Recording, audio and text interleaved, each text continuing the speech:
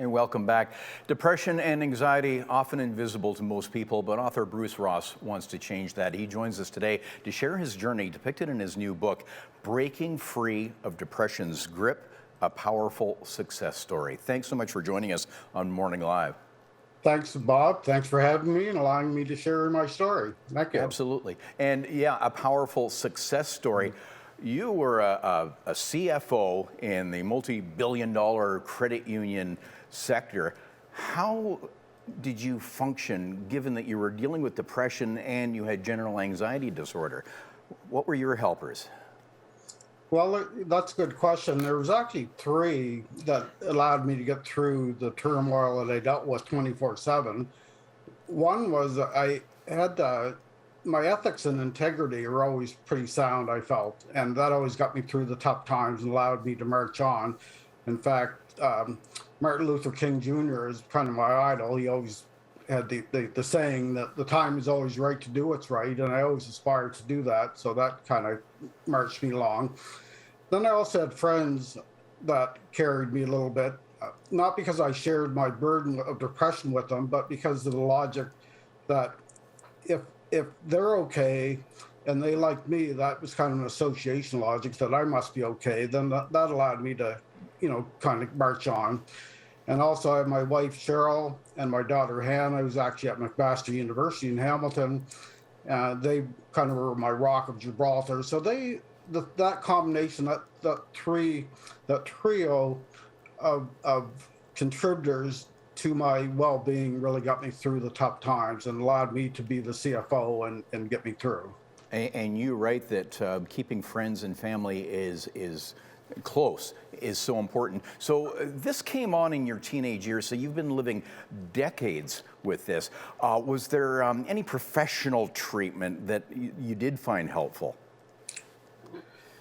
It's interesting because I've been through the gamut of professional treatments. I think pretty well all recognized treatment options out there I've been through, and I've also gone through tremendous number of self-help measures to better myself and feel better about myself. I can tell you that for years nothing really helped. It's only been in the last year, after 20 some, I've lost count, medications, that I've switched to one that does help, has relieved the depressive symptoms and the anxiety. It has some side effects which are kind of somewhat negative, but I'm willing to live with them for my mental health benefit. Right. Yeah. Now, what inspired you to write this book? You do write that you sort of changed your mindset and went on a quest for joy.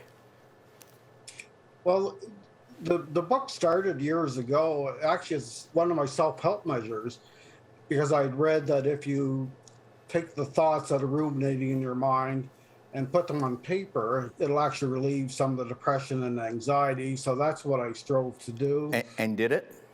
It did. It was therapeutic. There's no question. It wasn't the answer, but it was therapeutic.